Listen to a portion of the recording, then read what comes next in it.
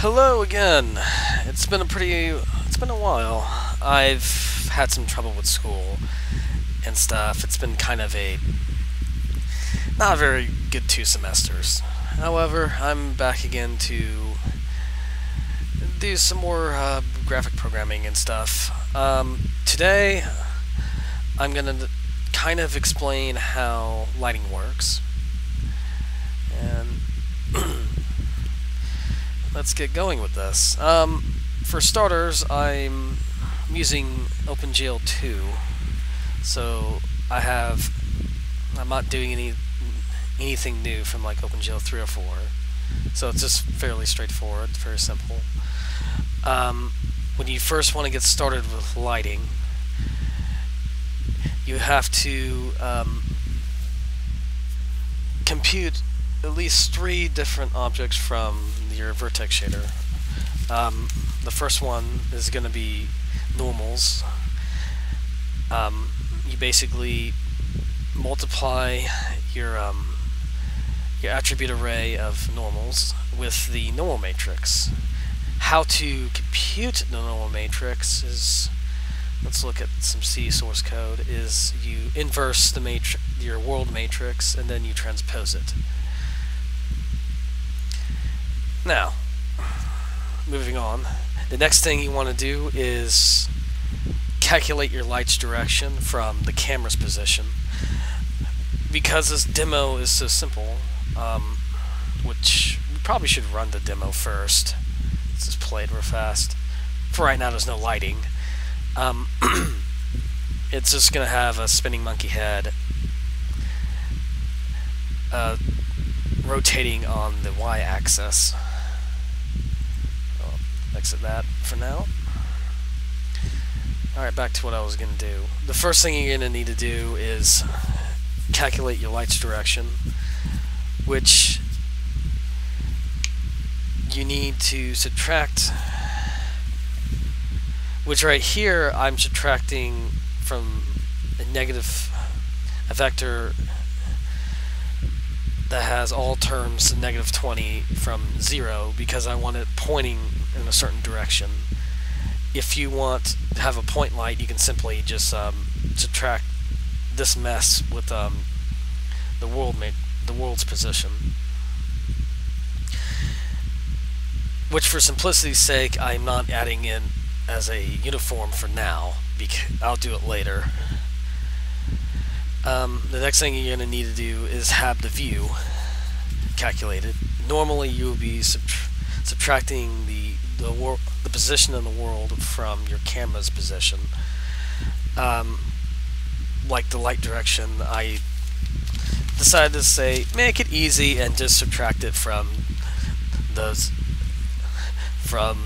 0 position, or the origin position, the mathematicians might say.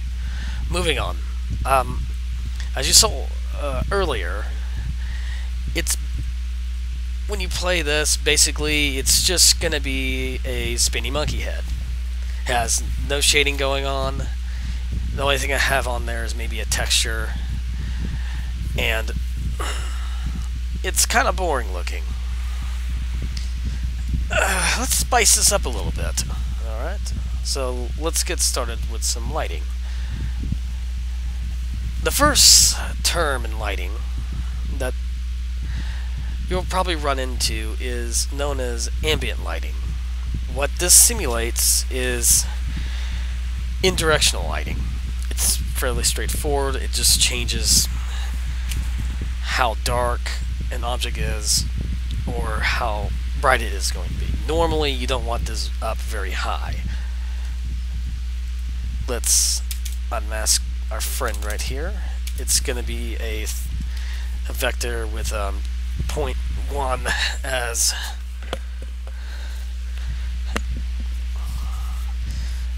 .1 for all terms in the vector, and we're going to basically multiply our ambient friend right here with the texture. Now, when we go back to Visual Studios and play this, it's going to be a much dimmer monkey face now. I guess it's cool. but it's not very realistic. To make this more realistic, we look at one more term. This term is known as diffused. What it does for us is that it simulates how light absorbs into an object. So let's uncomment our friend right here. Let's put some brackets around this and add this to our ambient. And play it. Much nicer. It actually feels like it's there compared to the flat shading and the ambient example. Diffuse lighting is not too bad. However, we're missing something here. We're missing the fact that light also reflects off of a shiny object. That type of lighting is known as specular lighting, or specular term. So let's go back to our friend here, and we're gonna unmask the specular term here. Let's see, roughness. Let's get a roughness value, and then we simply add this, add our specular to both ambient, diffused terms. And what this brings us, nice little reflections. Now, we know what the three terms are for lighting. It's ambient, diffuse, and specular. But here's pose a little question for you. How do we calculate lighting? It just doesn't appear out of thin air. Well,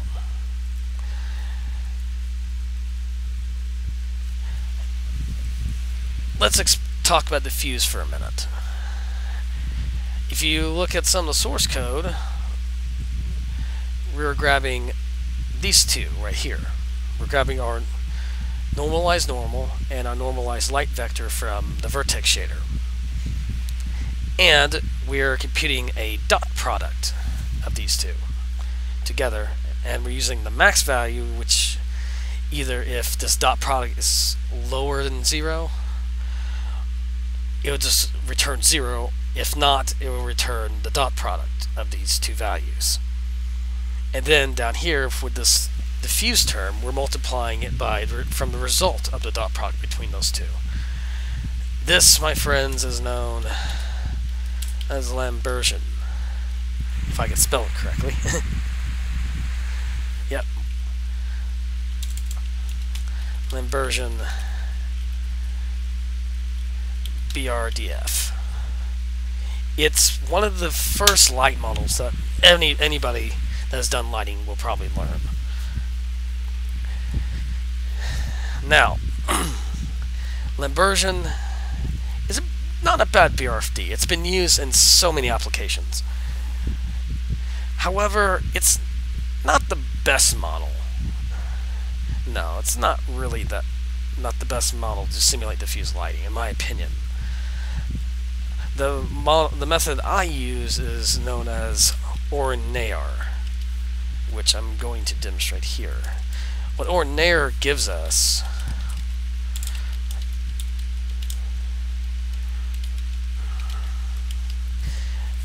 the ability to add in a roughness value to the diffuse term. And it's also a Microfacet BRFD, which I'll explain in a minute. Now, if we play this from Visual Studios,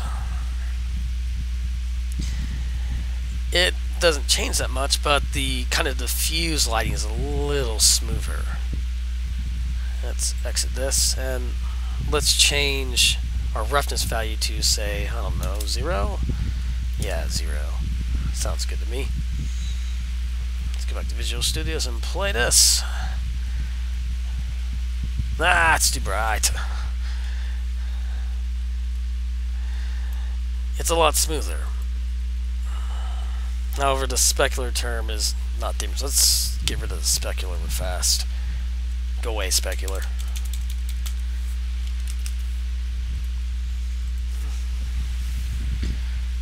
Yep, a lot smoother.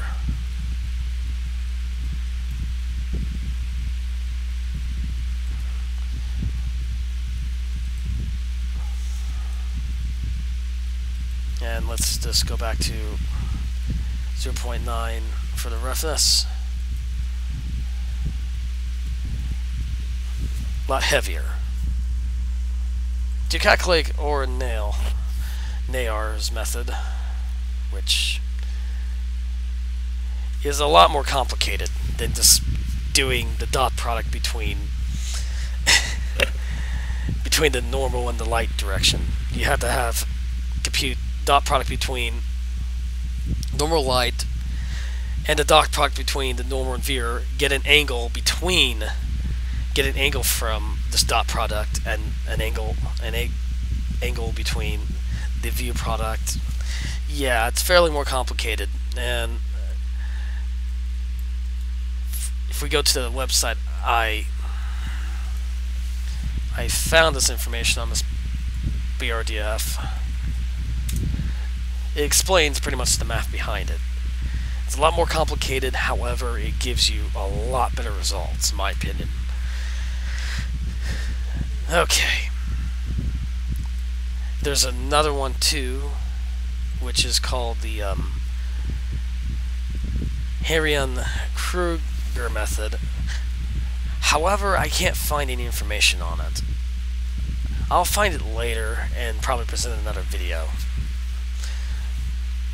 Moving on, let's get back to our friendly specular lighting. And we're going to talk about energy conservation. Energy conservation kicks in when you have more specular than more specular, and it basically fixes, or should I say, it kind of, yeah, fixes the issue of having a brighter specular. Means that the object has less stuff, less, what's the best way? It doesn't absorb light that much.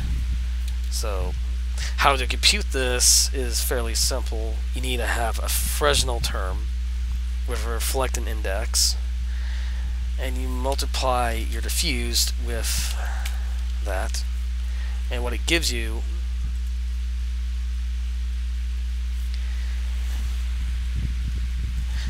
it smooths it out a lot. You can also go as far as multiplying your ambient term as well. Yes. And it improves upon, it kind of stays in sync with your diffuse term. And if we add back in the specular, which I kind of got rid of, specular,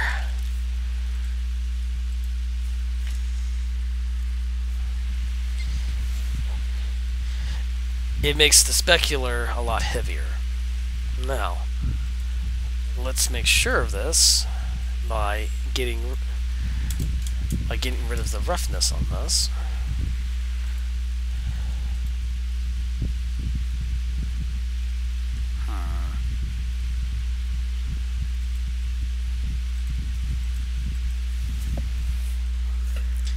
What am I doing wrong?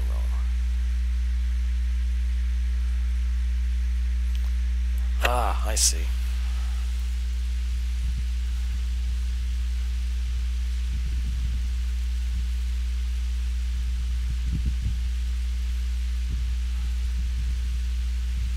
Okay, moving on. The specular. Let's talk about specular BRFDs now. The one that I was using is known as the Blinn-Phong BRFD.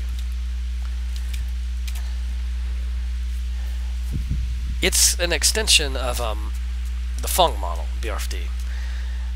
It produces pretty decent results. A lot of applications use it.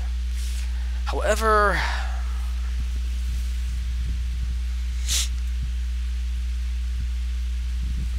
in my opinion, it's not the best model out there.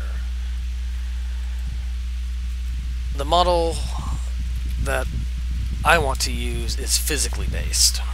So this is a catch-22. Physically based BRFD normally requires microfacet lighting, which is kind of a theoretical model. And if we go up here to the microfacet method that I created, we need the fresnel term, a geometric term, and a distribution term. Now, if we look at this guy's blog post and look at this little friend here, it's pretty much what I described. It requires, like I said before, a fresnel term, requires a nice geometric term, and a distribution method. Each of these methods controls how much reflection hits the surface. It controls how much you should shadow the surface, and determines the distribution of normals across the surface.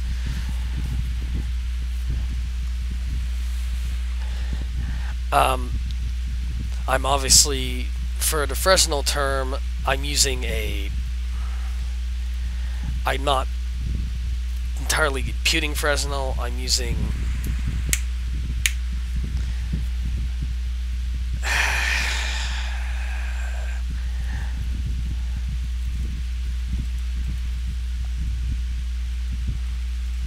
I'm approximating it. Yes, approximation. I am doing terrible today. For the geometric term, I'm using the cook-torrances method, which makes pretty good looking metals and plastic. You need a dot products between all these values, and you divide it by a dot product between the view and the half vector. And you minify it between these two values right here. And if this, you either return F0 or F1, depending which one's smaller. And this R return value right here, if this value is not smaller than 1, it's going to just return 1. And then it just returns a reflectant. Now, for the normal distribution method, I'm using a method known as beckman, which to me it's a lot better than the Blinn-Phong way of doing it. It's a lot more complicated to calculate. However, this is where you get your roughness value from. I can't explain anything right now. Okay, let's just point and show how these work together. So let's play this. As you can see, it's a lot nicer. Now, this is just the first step in physically based rendering. The next part of it has to do with trying to do indirect lighting. For now, I'm just simulating it through using the ambient term. However, normally the ambient term is kind of pretty fake, because if you think about it, indirect light is light that bounces off other surfaces. So let's say you have several very shiny surfaces reflecting light off of it. It's going to bounce around the room, and each object in the room is going to it's going to absorb those light photons. Ambient kind of does a good job at this, but it's not perfect. The one way to do the indirect lighting is use something known as the irradiance map, but I'll probably cover that next video, hopefully. Let's exit you. I'm